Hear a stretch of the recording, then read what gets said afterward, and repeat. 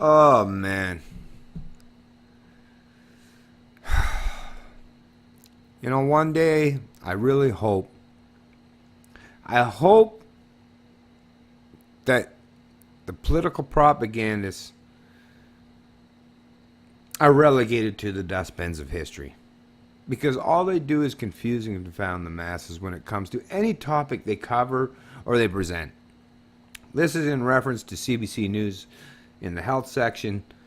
Headline: Canada's public health crisis of suicides needs funded prevention plan. CMAJ editorial. Suicide is second leading cause of death among 50 and 34 age group behind auto accidents. So what's the first go-to round or narrative that they present? Well, we need to, create another bureaucracy, another level of government, or a bunch of central planners that can fucking fix things, right? I mean, the whole point of why, or the whole reason why things have gotten to the point where you have the second leading cause of death among 15 to age people from the age of 15 to 34 is suicide, is because of central planning. Look at the correlation of why things have gotten to the way they are today. You have more and more central planning.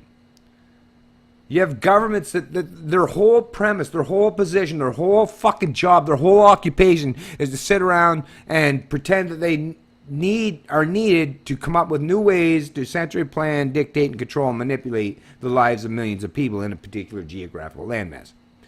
You're writing more laws, rules, regulations, policies, taxes. We're stealing from people constantly. And then they look and it's like, well, look, people seem to be awful miserable around here lately. What's going on?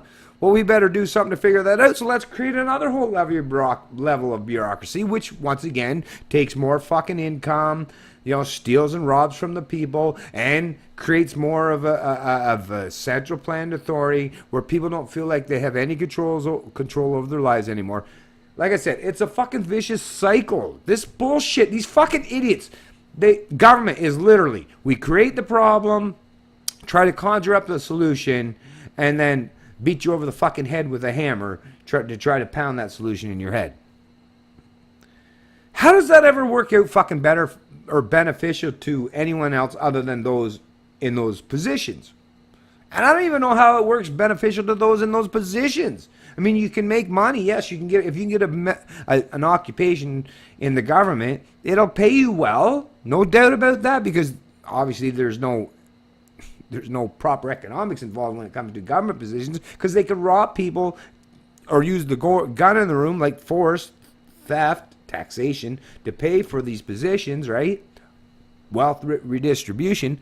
So, yeah, they can help people as far as being economically better off in the bureaucracy. But how do you think you're going to help the young people from being so miserable by creating more bureaucracy and telling them how terrible people they are? No, if you want to truly help people out, leave them the fuck alone. Start letting the live and let live mentality sink in that little puny brain of yours, and maybe you'll start to understand that that's all that's needed for human mental health to come back around being very positive. Canada needs a national suicide prevention strategy with concerted federal funds, medical journal editors say. No, they don't. No, Canadians need fucking central planners and these fucking idiots to leave them the fuck alone so they can fucking heal without someone fucking sticking their boot on their fucking neck all the time. They need you to get your foot off their fucking, their jugular vein so that the blood flow can fucking keep going, and then they will actually live. Putting another bureaucrat on your shoulders while your boot's standing on their neck is only going to choke off their blood supply even more, you fucking bunch of dumbasses. In 21 developed countries with government-led prevention programs, suicide rates declined, especially in young people. So once again, I mean, what the fuck? Yeah, because government's the way to do it, right? No, it's not. No. And you know that to be true. If you want to help people's mental health out, stop fucking with them. Show some empathy and some compassion, personally. Not by pawning it off onto some abstract entity or bureaucracy. especially in young people and older individuals, Laura Egerton and Dr. Kirsten Patrick said in an editorial published in Tuesday's Canadian Medical Association Journal. Yet in Canada, suicide is the second leading cause of death among those aged 15 to 34 after motor vehicle accidents.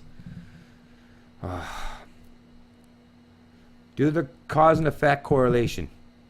Governments, central planning, forced subjugation, right? Theft, mysticism has only gotten more profound, and so has people's, I mean, look, even in the people's, how many people that you know, whether it's prescription drugs, right? Marijuana, alcohol, binge eating. Think about how many people that you know that use some form of crutch to have to deal with the circumstances in their life today. It's an overwhelming majority of the people, of the population. And like I've said, there is also a correlation with the amount of oppression that the state has imposed on the masses. It's such an easy correlation, but because these political propagandists and narrative makers, they will go to great extents to present a narrative to say, well, no, if it's everything else, we're the only saviors. Give government, give central planners, give those who want to dictate and control other people's lives. Give us the ability to do that and we'll fix things, right? I mean, what the fuck? The only way you're going to get fixed is to get rid of all of those people that are fucking dictating and controlling your life. You're not going to be happy as long as there are people that are dictating, controlling, and manipulating your life. That's not how you do it. You want to have mental happiness. You want to greatly reduce suicides in the younger people today. Allow them to be who they are. Allow them to rise and fall. Have many peaks and valleys over their lifetime, but allow them to try to be whatever they want to be. Allow them to be creative, innovative, and suffer the small or sometimes big, but short-lived consequences of making mistakes. Once they've learned from those mistakes, they can build on their knowledge and prevent themselves from making those same mistakes in the future. That's how you help people. Not by saying, here, go see this central planning fuck that's getting a big gigantic paycheck from sitting there and telling you how disturbed you are, while meanwhile they're the very kind of people that are probably predominantly more disturbed than the patients that they're trying to help. It's just they're better at hiding or masking their shortfalls or their shortcomings in their own personal life.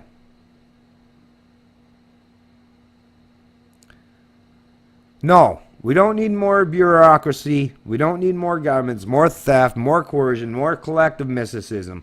What you need to do is leave people alone. Let them heal. Allow them the ability to heal without you constantly fucking shaking them all the time.